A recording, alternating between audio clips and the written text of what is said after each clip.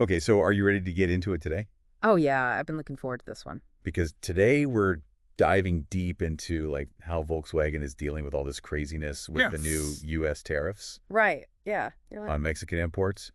And we've got this really interesting report, and I think it's going to be a fun one to unpack. yeah, definitely. This one's called Volkswagen U.S. Tariffs and North American Business Review.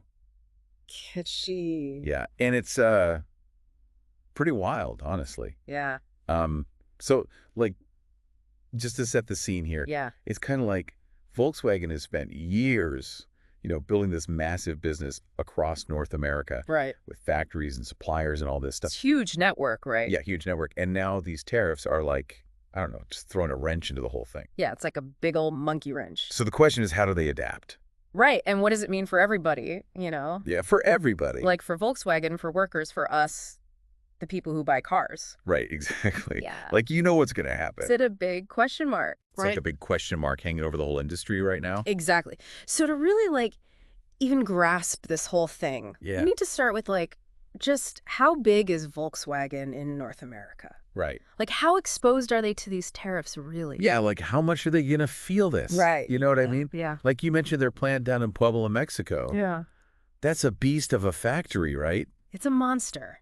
It produces like a huge chunk Yeah. of all the Volkswagens you see on the road in the US. Right. And they're not just shipping finished cars up north either. No. A lot of those cars are made with parts that came from Mexico, too. Oh, so even their US plants are relying on Mexico. Oh, yeah. Big time their plant in Chattanooga, Tennessee, Okay. which is a big one, right? Yeah. That place depends on a steady stream of parts coming up from Mexico. So they're getting hit on both sides, basically. You got it both sides. So it's not just about like finished cars coming across the border. Yeah. It's a whole supply chain, Yeah. Okay, so what's the plan then? Right. This contingency plan. What is it?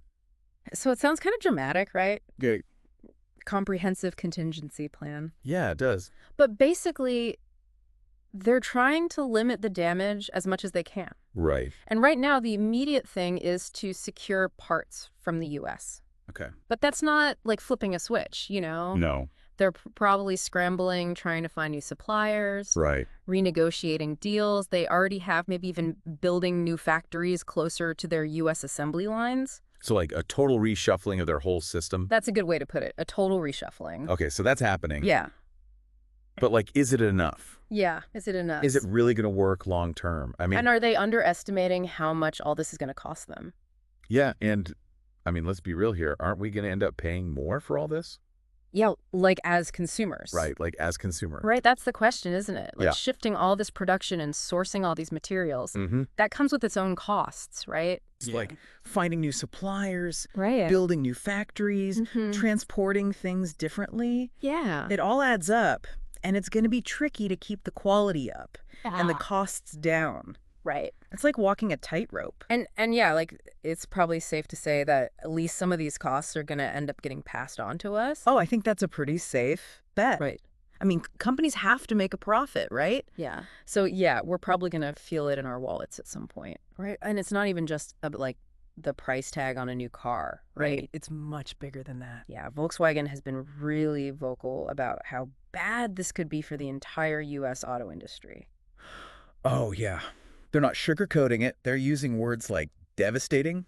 Yeah, and they're not exaggerating. No, the whole North American auto industry relies on these supply chains that cross borders. Yeah. Parts moving back and forth between the U.S., Canada, and Mexico. Mm-hmm. These tariffs totally mess that up.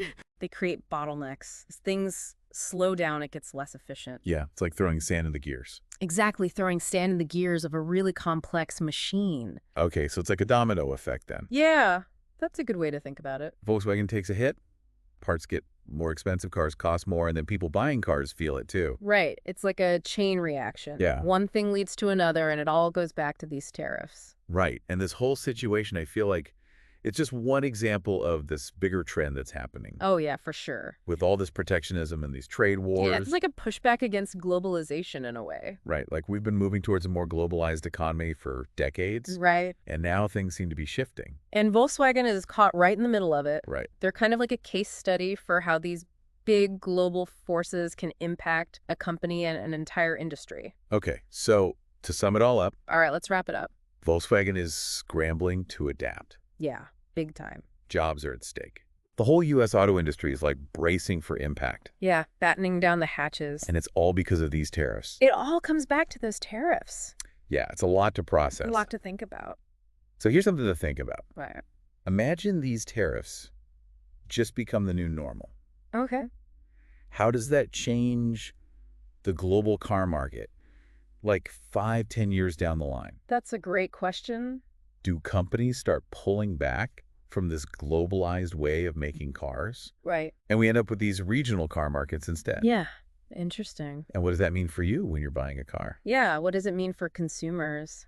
Are there fewer choices to choose from? Right? Are prices even higher than they are now? Yeah. What about the people who work in the auto industry? Right. Both in the U.S. and in Mexico? Yeah, there are so many questions here. It's a big, complex issue. And this is really just the beginning of the story. Yeah, this is chapter 1. It's going to be interesting to see what happens next. Yeah, definitely keep an eye on this one, folks. Things could change really quickly. Oh, yeah. The landscape could shift completely in the blink of an eye. So buckle up. Yeah, hold on tight. It's going to be a wild ride. A wild ride indeed. Thanks for tuning into The Deep Dive. Yeah, we'll see you next time. Bye.